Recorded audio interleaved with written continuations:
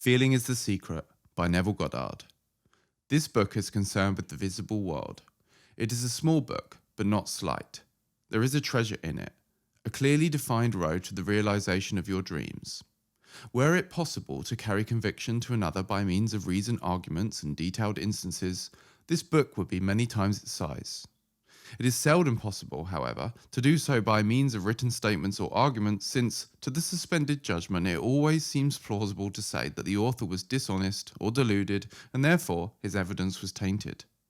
Consequently, I have purposefully omitted all arguments and testimonials, and simply challenge the open-minded reader to practice the law of consciousness as revealed in this book. Personal success will prove far more convincing than all the books that could be written on the subject. Neville. Chapter 1. Law and its Operation. The world, and all within it, is man's conditioned consciousness objectified.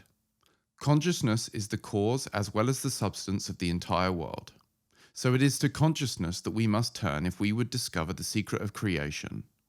Knowledge of the law of consciousness and the method of operating this law will enable you to accomplish all you desire in life.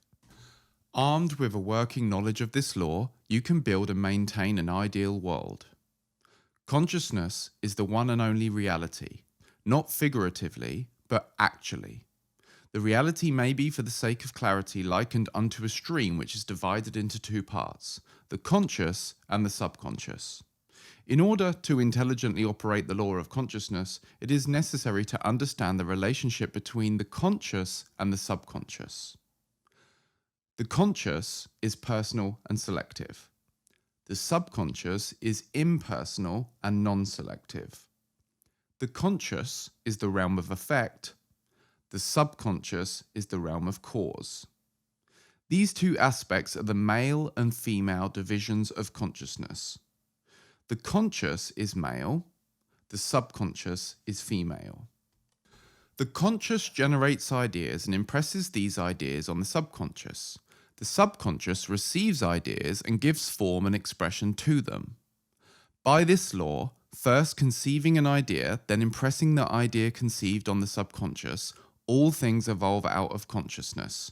And without this sequence, there is not anything made that is made. The conscious impresses the subconscious, while the conscious expresses all that is impressed upon it. The subconscious does not originate ideas, but accepts as true those which the conscious mind feels to be true, and in a way known only to itself, objectifies the accepted ideas. Therefore, through his power to imagine and feel his freedom to choose the idea he will entertain, man has control over creation. Control of the subconscious is accomplished through control of your ideas and feelings. The mechanism of creation is hidden in the very depth of the subconscious, the female aspect or womb of creation. The subconscious transcends reason and is independent of induction. It contemplates a feeling as fact existing within itself, and on this assumption proceeds to give expression to it. The creative process begins with an idea, and its cycle runs its course as a feeling and ends in a volition to act. Ideas are impressed on the subconscious through the medium of feeling. No idea can be impressed on the subconscious until it is felt, but once felt, be it good, bad, or indifferent, it must be expressed. Feeling is the one and only medium through which ideas are conveyed to the subconscious. Therefore, the man who does not control his feeling may easily impress the subconscious with undesirable states. By control of the feeling, it is not meant restraint or suppression of your feeling, but rather disciplining of self to imagine and entertain only such feeling as contributes to your happiness. Control of your feeling is all important to a full and happy life. Never entertain an undesirable feeling, nor think sympathetically about wrong in any shape or form. Do not dwell on the imperfection of yourself or others. To do so is to impress the subconscious with these limitations. What do you not want done unto you? Do not feel as it is done unto you or another. This is the whole law of a full and happy life. Everything else is commentary. Every feeling makes a subconscious impression, and unless it is counteracted by a more powerful feeling of an opposite nature, it must be expressed. The dominant of two feelings is the one expressed. I am healthy is a stronger feeling than I will be healthy. To feel I will be is to confess that I am not. I am is stronger than I am not. What you feel you are always dominates what you feel you would like to be. Therefore, to be realized, the wish must be felt as a state rather than a state it is not. Sensation precedes manifestation and is the foundation upon which all manifestation rests. Be careful of your moods and feelings, for there is an unbroken connection between your feelings and the visible world. Your body is an emotional filter and bears the unmistakable marks of your prevalent emotions. Emotional disturbances, especially suppressed emotions, are the cause of all disease. To feel intensely about a wrong without voicing or expressing that feeling is the beginning of disease, dis-ease, in both body and environment. Do not entertain the feeling of regret or failure for frustration or detachment from your objective results in disease. Think feelingly only of the state you desire to realize. Feeling the reality of the state sought and living and acting on that conviction is the way of all seeming miracles. All changes of expression are brought about through a change of feeling. A change of feeling is a change of destiny. All creation occurs in the domain of the subconscious. What you must acquire then is a relative control of the operation of the subconscious, that is, control of your ideas and feelings. Chance or accident is not responsible for the things that happen to you, nor is predestined fate the author of your fortune or misfortune. Your subconscious impressions determine the conditions of your world. The subconscious is not selective. It is impersonal and no respecter of persons. The subconscious is not concerned with the truth or falsity of your feeling. It always accepts as true that which you feel to be true. Feeling is the assent of the subconscious to the truth of that which is declared to be true. Because of this quality of the subconscious, there is nothing impossible to man. Whatever the mind of man can conceive and feel as true, the subconscious can and must objectify. Your feelings create the pattern from which your world is fashioned, and a change of feeling is a change of pattern. The subconscious never fails to express that which has been impressed upon it. The moment it receives an impression, it begins to work out the ways of its expression. It accepts the feeling impressed upon it, your feeling, as a fact existing within itself and immediately sets out to produce in the outer or objective world the exact likeness of that feeling. The subconscious never alters the accepted beliefs of man, it outpictures them to the last detail, whether or not they are beneficial. To impress the subconscious with the desirable state, you must assume the feeling that would be yours if you had already realized your wish.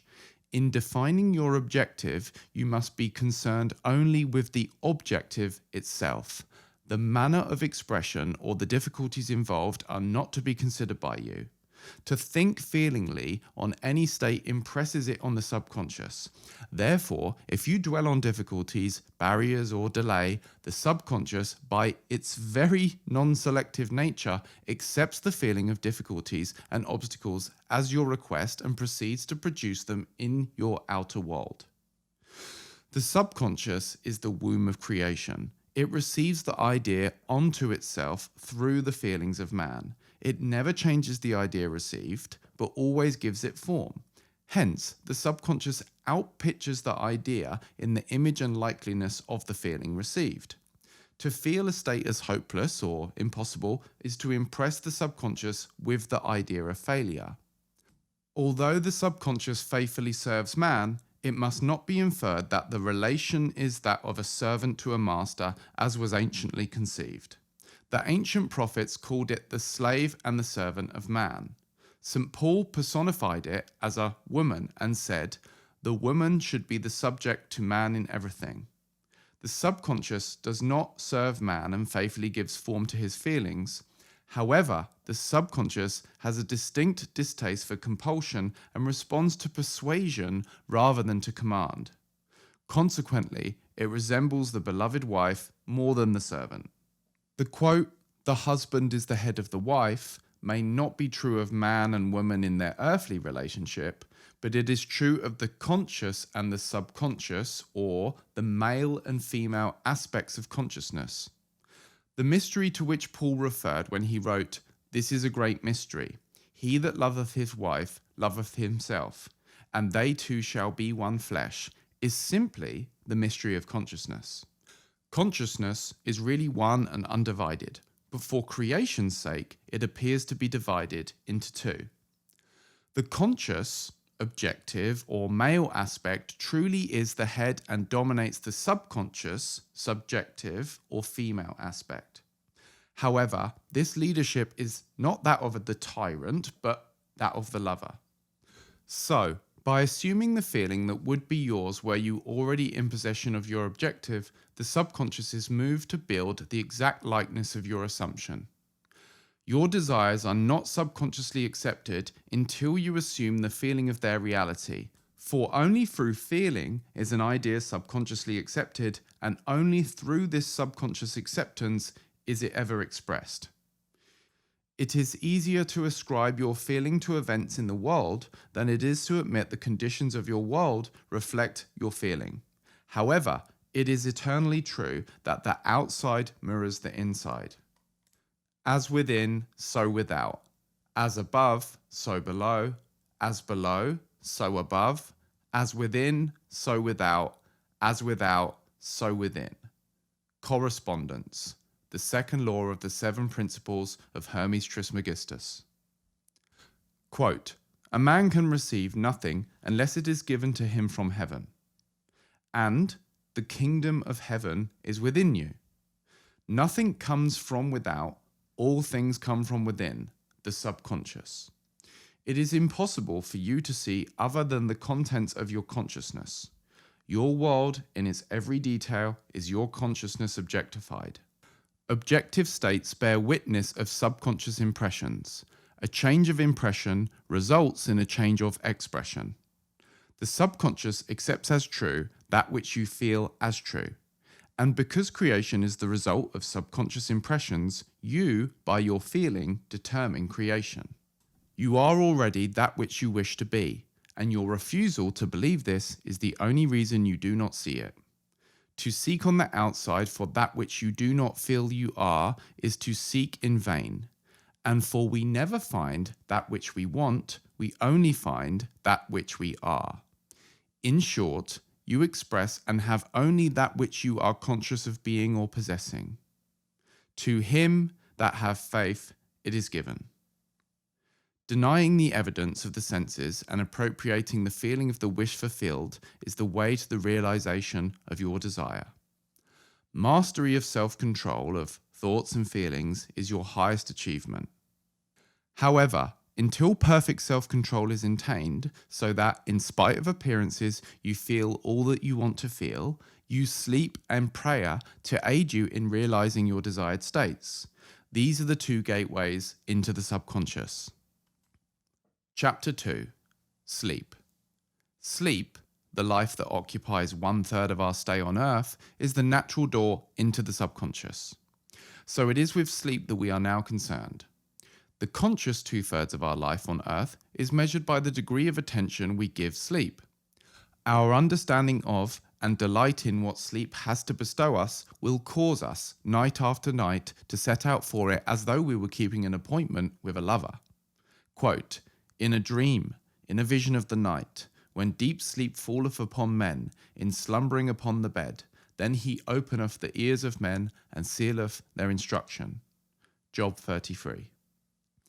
It is in sleep and in prayer, a state akin to sleep, that the man enters the subconscious to make his impressions and receive his instructions. In these states, the conscious and subconscious are creatively joined. The male and female become one flesh. Sleep is the time when the male or conscious mind turns from the world of sense to seek its lover or subconscious self. The subconscious, unlike the woman of the world who marries her husband to change him, has no desire to change the conscious, waking state, but loves it as it is and faithfully reproduces its likeness in the outer world of form. The conditions and events of your life are your children formed from the molds of your subconscious impressions in sleep. They are made in the image and likeness of your innermost feeling, that they may reveal you to yourself. Quote, as in heaven, so on earth. As in the subconscious, so on earth. Whatever you have in consciousness as you go to sleep is the measure of your expression in the waking 2/3 of your life on earth. Nothing stops you from realizing your objective, save your failure to feel that you are already that which you wish to be, or that you are already in possession of the thing sought. Your subconscious gives form to your desires only when you feel your wish fulfilled. The unconsciousness of sleep is the normal state of the subconscious. Because all things come from within yourself, and your conception of yourself determines that which comes, you should always feel the wish fulfilled before you drop off to sleep. You never draw out of the deep of yourself that which you want, you always draw that which you are, and you are that which you feel yourself to be, as well as which you feel as true of others. To be realized, then, the wish must be resolved into the feeling of being, or having, or witnessing the state sought. This is accomplished by assuming the feeling of the wish fulfilled. The feeling which comes in the response to the question, how would I feel were my wish realized, is the feeling which should monopolize and immobilize your attention as you relax into sleep. You must be in the consciousness of being or having that which you want to be or have before you drop off to sleep. Once asleep, man has no freedom of choice. His entire slumber is dominated by his last waking concept of self. It follows, therefore, that he should always assume the feeling of accomplishment and satisfaction before he retires to sleep. Quote, come before me with singing and thanksgiving. Enter into his gates with thanksgiving and into his courts with praise. Your mood prior to sleep defines your state of consciousness as you enter into the presence of your everlasting lover, the subconscious. She sees you exactly as you feel yourself to be. If, as you prepare for sleep, you assume and maintain the consciousness of success by feeling, I am successful, you must be successful. Lie flat on your back with your head on a level with your body. Feel as you would were you in possession of your wish and quietly relax into the unconsciousness. Quote, he that keepeth Israel shall neither slumber nor sleep. Nevertheless, he giveth his beloved sleep. The subconscious never sleeps. Sleep is the door through which the conscious waking mind passes to be creatively joined to the subconscious. Sleep conceals the creative act, while the objective world reveals it. In his sleep, man impresses the subconscious with his conception of himself. What more beautiful description of this romance of the conscious and subconscious is there than that told in the Song of Solomon? By night on my bed I sought him whom my soul loveth. I found him whom my soul loveth. I held him, and had I not let him go, until I had brought him into my mother's house, and into the chamber of her that conceived me. Preparing to sleep, you feel yourself into the state of the answered wish, and then relax into unconsciousness. Your realized wish is he whom you seek. By night on your bed, you seek the feeling of the wish fulfilled, that you may take it with you into the chamber of her that conceived you. Into sleep, or the subconscious which gave you form, that this wish also may be given expression. This is the way to discover and conduct your wishes into the subconscious. Feel yourself in the state of the realized wish and quietly drop off to sleep. Night after night, you should assume the feeling of being, having, and witnessing that which you seek to be, possess, and see manifested. Never go to sleep feeling discouraged or dissatisfied. Never sleep in the consciousness of failure.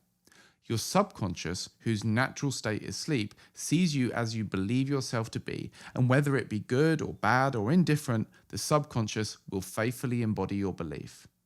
As you feel, so you do impress her, and she, the the perfect lover, gives form to these expressions and outpitches them as children of her beloved. Quote, "Thou art all flare, my love. There is no spot in thee," in the Song of Solomon, is the attitude of mind to adopt before dropping off to sleep. Disregard appearances and feel that things are as you wish them to be. For, quote, "He calleth things that are not seen as though they were, and the unseen becomes seen." To assume the feeling of satisfaction is to call conditions into being which will mirror satisfaction. Quote, "Signs follow, they do not precede." Proof that you are will follow the consciousness that you are. It will not precede it. You are an internal dreamer dreaming non-eternal dreams. Your dreams take form as you assume the feeling of their reality. Do not limit yourself to the past. Knowing that nothing is impossible to consciousness, begin to imagine beyond the experiences of the past. Whatever the mind of man can imagine, man can realize. All objective, visible states were first subjective, invisible states, and you called them into visible by assuming the feeling of their reality. World cannot change until you change your conception of it. As within, so without. Nations, as well as people, are only what you believe them to be. No matter what the problem is, no matter where it is, no matter whom it concerns, you have no one to change but yourself, and you have neither opponent nor helper in bringing about the change within yourself. You have nothing to do but convince yourself of the truth that which you desire to see manifested. As soon as you succeed in convincing yourself of the reality of the state sought, results follow to confirm your fixed belief. You never suggest to another the state which you desire to see him expressed. Instead, you convince yourself that he is already which you desire him to be. Realization of your wish is accomplished by assuming the feeling of the wish fulfilled. You cannot fail unless you fail to convince yourself of the reality of your wish. A change of belief is confirmed by a change of expression. Every night, as you drop off to sleep, feel satisfied and spotless, for your subjective lover always forms the objective world in the image and likeness of your conception of it, the conception defined by your feeling. The waking 2/3 of your life on earth ever corroborates or bears witness to your subconscious impressions. The actions and events of the day are effects, they are not causes. Free will is only freedom of choice. Quote, "Choose ye day whom ye shall serve," is your freedom to choose the kind of mood you assume, but the expression of the mood is the secret of the subconscious. The subconscious receives impressions only through the feelings of man, and in a way known only to itself, gives these impressions form and expression. The actions of man are determined by his subconscious impressions. His illusion of free will, his belief in freedom of action, is but ignorance of the causes which make him act. He thinks himself free because he has forgotten the link between himself and the event. Man awake is under the impulsion to express his subconscious impressions. If in the past he unwisely impressed himself, then let him begin to change his thought and feeling, for only as he does so he will change the world. Do not waste one moment in regret, for to think feelingly of the mistake of the past is to reinfect yourself. Quote, "Let the dead bury the dead." Turn from your appearances and assume the feeling that would be yours were you already the one you wish to be. Feeling a state produces that state. The part you play on this world stage is determined by your conception of yourself. By feeling your wish fulfilled and quietly relaxing into sleep, you cast yourself in a star role to be played on earth tomorrow, and while asleep, you are rehearsed and instructed in your part. The acceptance of the end automatically wills the means of realization. Make no mistake about this. If, as you prepare for your sleep, you do not consciously feel yourself into the state of that answered wish, then you will take with you into the chamber of her who conceived you the sum total of reactions and feelings of the waking day, and while asleep, you will be instructed in the manner which they will be expressed tomorrow. You will rise believing that you are a free agent, not realizing that every action and event of the day is predetermined by your concept of self as you fell asleep. Your only freedom, then, is your freedom of reaction.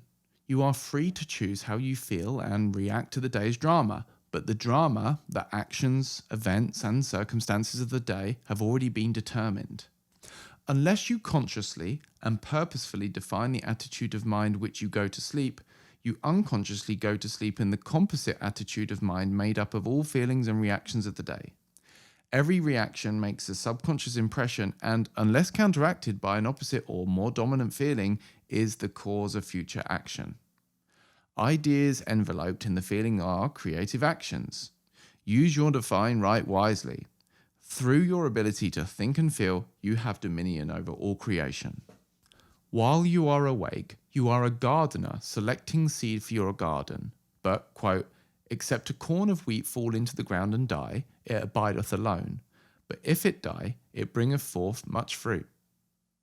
Your conception of yourself as you fall asleep is the seed you drop into the ground of the subconscious. Dropping off to sleep, feeling satisfied and happy, compels conditions and events to appear in your world which confirm these attitudes of mind. Sleep is the door into heaven. What you take in as a feeling, you bring out as a condition, action, or object in space. So, sleep in the feeling of the wish fulfilled. Chapter 3. Prayer. Prayer, like sleep, is also an entrance into the subconscious. Quote, when you pray, enter into your closet, and when you have shut the door, pray to your Father, which is in secret, and your Father, which is in secret, shall reward you openly. Prayer is an illusion of sleep, which diminishes the impression of the outer world and renders the mind more receptive to suggestion from within. The mind in prayer is in a state of relaxation and receptively akin to the feeling attained just before dropping off to sleep. Prayer is not so much what you ask for, but as how you prepare for its reception.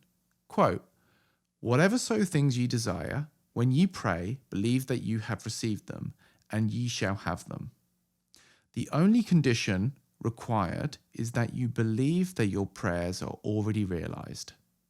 Your prayer must be answered if you assume the feeling that would be yours were you already in possession of your objective. The moment you accept the wish as an accomplished fact, the subconscious finds means for its realization. To pray successfully, then, you must yield to the wish, that is, feel the wish fulfilled. The perfectly disciplined man is always in tune with the wish as an accomplished fact. He knows that consciousness is the one and only reality, that ideas and feelings are facts of consciousness and are as real as objects in space. Therefore, he never entertains a feeling which does not contribute to his happiness, for feelings are the causes of the actions and circumstances of his life. On the other hand, the undisciplined man finds it difficult to believe that which is denied by the senses and usually accepts or rejects solely on appearances of the senses.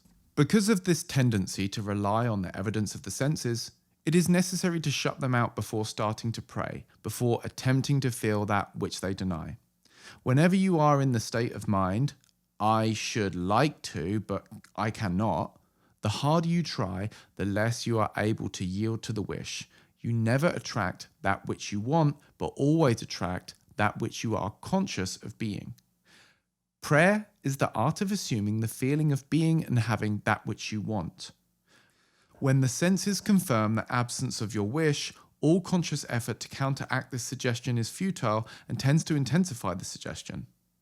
Prayer is the art of yielding to the wish and not the forcing of the wish. Whenever your feeling is in conflict with your wish, feeling will be the victor. The dominant feeling invariably expresses itself.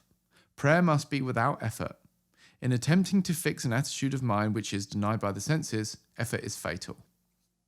To yield successfully to the wish as an accomplished fact, you must create a passive state, a kind of reverie or meditative reflection similar to the feeling which precedes sleep. In such a relaxed mind, the mind is turned from the objective world and easily senses the reality of the subjective state. It is a state in which you are conscious and quite able to move or open your eyes but have no desire to do so. An easy way to create this passive state is to relax in a comfortable chair or on a bed. If on a bed, lie flat on your back and with your head on a level with your body, close your eyes and imagine that you are sleepy. Feel, I am sleepy, so very sleepy. And in a little while, a faraway feeling accompanied by a general lassitude of loss of all desire to move envelops you. You feel a pleasant, comfortable rest and not inclined to alter your position, although under other circumstances you would not be at all comfortable. When this passive state is reached, imagine that you have realized your wish, not how it was realized, but simply the wish fulfilled. Imagine in a picture form what you desire to achieve in life and then feel yourself as already having achieved it. Thoughts produce tiny little speech movements which may be heard in the passive state of prayer as pronouncements from without. However, this degree of passivity is not essential to the realization of your prayers. All that is necessary is to create a passive state and feel the wish fulfilled. All you can possibly need or desire is already yours. You need no helper to give it to you. It is yours now. Call your desires into being by imagining and feeling your wish fulfilled. As the end is accepted, you become totally indifferent as to possible failure, for acceptance of the end wills the means to that end.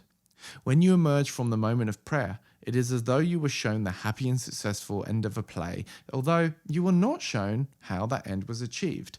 However, having witnessed the end, regardless of any anticlimactic sequence, you remain calm and secure in the knowledge that the end has been perfectly defined.